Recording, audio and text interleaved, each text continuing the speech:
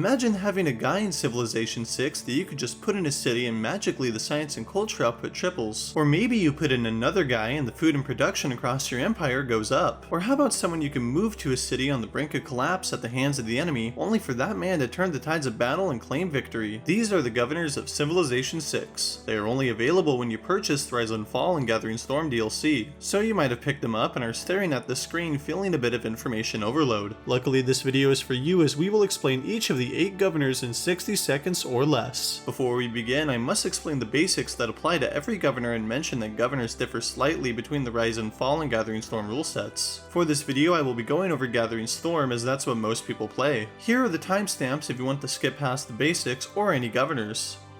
Now this button up here in the top left will open the governor screen, where you can either appoint new governors or promote old ones. To do either of these actions, you need governor titles. You can get 13 of them along the civic tree, with 2 in most eras. Building the government plaza or any of its buildings will provide another governor title, adding on another 4. This means every civ will have access to at least 17 throughout the game. You can also get more governor titles from a few great merchants, tribal villages, and the Ridic Acidic Consideración, which provides 3 governor titles when completed. Governor titles do not have to be spent immediately. Much like envoys, it could be worth holding onto them for later if you are still deciding which governor to appoint or promote, rather than rushing only to make the wrong choice and having to wait another 20 to 50 turns for your next chance at a governor title. When you recruit a governor, you will notice it takes 3 to 5 turns to establish in whatever city you assign them to. While you do have to wait for them to fully establish to get the bonuses for many promotions, the loyalty boost from governors is immediate. This can be very handy when forward settling other civs, or fighting offensive wars where you might need a governor to act as a loyalty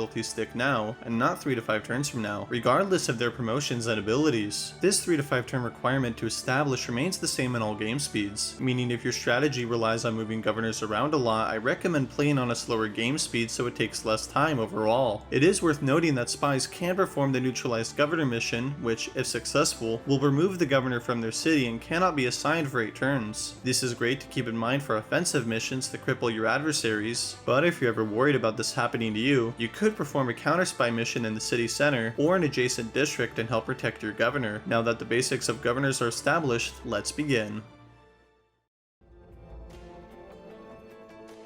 Reyna is your golden girl. Her default promotion increases the border expansion rate by 20% and grants +3 gold per turn for each trade route going through or ending in this city. Her left side promotions are all gold oriented, such as doubling the commercial hub and harbor adjacency in the city, granting +2 gold per turn per citizen, and being able to buy districts with gold. With these, she can set up a super trade city between you and your trade partners. The districts can receive up to 300% adjacency with the harbor and commercial hub adjacency cards, incentivize trade routes to come towards your cities, and even generate science in a free inquiry gold age. Alternatively, you can move her from city to city to quickly establish districts for any need. She can also grant +2 gold to unapproved features and +1 appeal to tiles adjacent to them, making her great for cities with preserves and stacking many national parks. Her last ability grants +2 gold and power to all renewable energy improvements and buildings. Great for launching terrestrial laser projects that require a lot of power, or stacking it with biosphere as it translates that power into tourism. I'm White and Nerdy TV, and hopefully you can see Reyna as an extremely flexible and opportunistic governor for every one of your civ games. Moksha is the Faith Governor. His default promotion makes religious pressure from the city 100% stronger, and grants +2 faith for each specialty district in the city, making him great for getting your religion out the gate and spreading quicker. His following promotions grant +10 religious combat strength in the city, allows all units to heal in 1 turn in the city, both religious and combat, and then 1 extra promotion to all apostles and warrior monks trained in the city. This makes him excellent for all battles, whether you're aggressively spreading your religion or fighting off invaders and other religions. Note that governor's units means nothing and can be any of your units from any of your cities. His other 2 promotions are infrastructure oriented. Upon completion, faith is granted equal to 25% of the production cost of any buildings in the city and ignores pressure from other religions. And his last promotion allows you to buy districts with faith. Like Reyna, he can be left alone in 1 city to rack up faith and make super apostles, or you can move him around your empire to buy districts to get new cities up even quicker.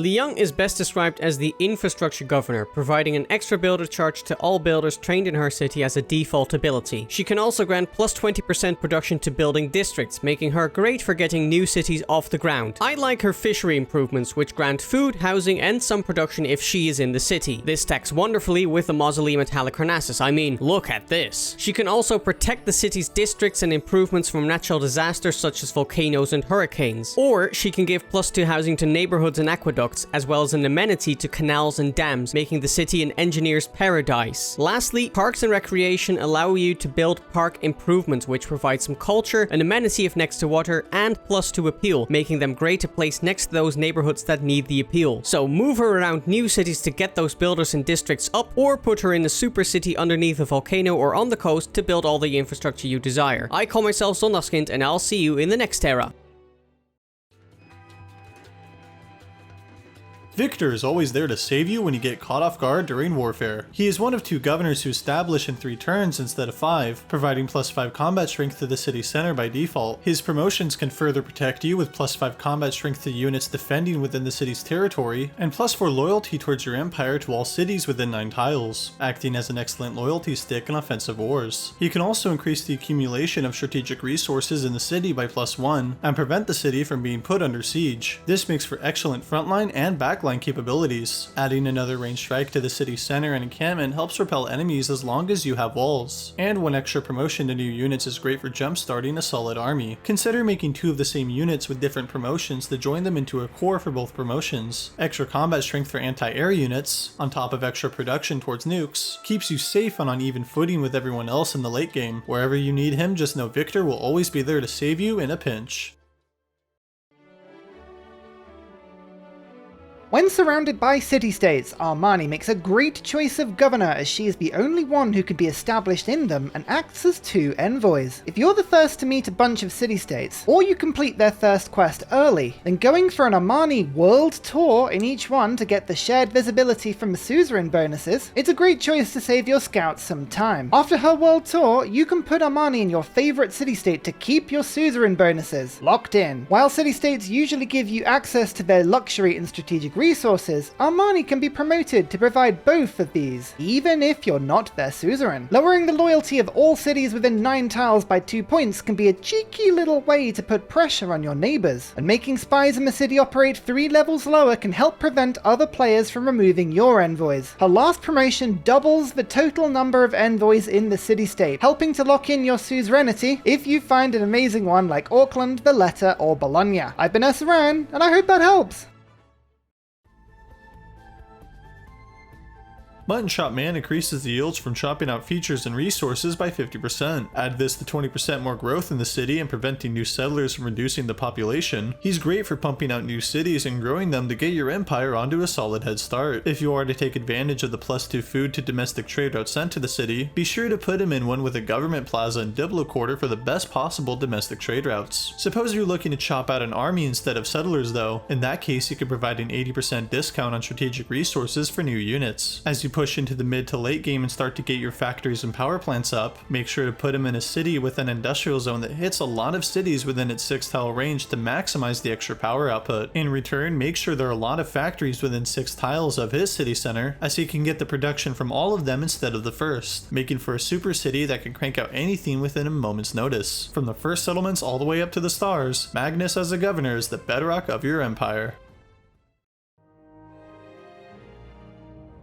Pingala is the only governor I would advise you to grab in every single game you play. In his assigned city, you can take advantage of 15% more science and culture, +1 science and culture from each population, and doubling the number of great people points. This means you should always assign him to a city with a high population count and key districts that provide great people points, like a campus, theater square, industrial zone, or commercial hub. Bonus points if you can get Oracle in that city, as it also stacks. If you are going for culture, grab the curator promotion and put as many great work buildings and wonders as possible in the city, like the National History Museum, Broadway, and Hermitage. If you are going for science, grab Space Initiative for 30% more production to space race missions to have him work alongside Magnus to keep the pressure on as you launch those last few space race projects in multiple cities. Just make sure your goals are clear and not split between 2 victory conditions, and the educator will never steer you wrong. This has been Bose, and I'll see you next time. Ibrahim is the only governor besides Victor who can be established in 3 turns and the only one who could be assigned to the capitals of other civs, and is only available if you play the Kanuni version of Solomon. Talk about special. He adds 20% more production to training military units in the city, and can use this army on the defense with +5 combat strength in the city, or on the offense with +10 combat strength when attacking city centers and encampments within 10 tiles of his assigned city. His other 3 promotions only go into effect when established in a foreign capital. He can increase alliance points with the other civ by 0.5 per turn, decrease grievances the other civ has against you by 1 more per turn, or prevent the other civ cities from exerting loyalty pressure onto you. All of these have some sort of usage, whether they make a great trading partner, you've done war crimes against them, or you just want to be funny and forward settle them. Ibrahim's kit offers a unique blend of military might and diplomatic shrewdness you can't get anywhere else. That was a lot of information, but to recap, Pingala is meant for science and culture and should be grabbed every game and placed in a large city to crank out great people and boost space missions or tourism. Magnus is great for most games and should be used early on to chop out settlers and then used for domestic routes or industrialization. Amani is the last of the Holy Trifecta and should be used for a city-state world tour or placed down in one to lock in its suzerain and other bonuses. Liang is a solid choice for getting up your builders and districts or other infrastructure shenanigans depending on your spawn. Moksha should be picked every time you go for religion and be used to spread and defend your religion or getting up new districts with faith. Victor should be your go-to for war if hostile enemies surround you, or you are the hostile enemy, with usage on the front line and back line of the war. Reyna, while the weakest of all the governors, is a solid choice if you have reliable trade partners, want to stack a bunch of national parks or renewable energy improvements in a city, or have a lot of gold and many cities with missing districts. And then Ibrahim exists to sit in your cities and commit war crimes, and then be moved to the other civ's capital to deny those war crimes, or sit in the capital of your most reliable ally. So whether you're reaching for the stars or heavens, carving out an empire with your military might, bringing the world to peace through your shrewd diplomacy, or getting everyone to enjoy your blue jeans and rock and roll, each governor has a special place and a use in your empire. As we come to a close, I want to thank DocksEcky for being so kind as to make the art used throughout this video. I recommend giving him a follow anywhere you can, as his art for both Civ and other mediums is nothing short of amazing. And yes, he does commissions just like this video. I also want to thank White Nerdy TV, Zonicskin, Ursarian, and Bostius for all helping write and voice in the video. The links to everyone's socials will be in the description. I'm Ridic Acidic, and I'll see you in the next era.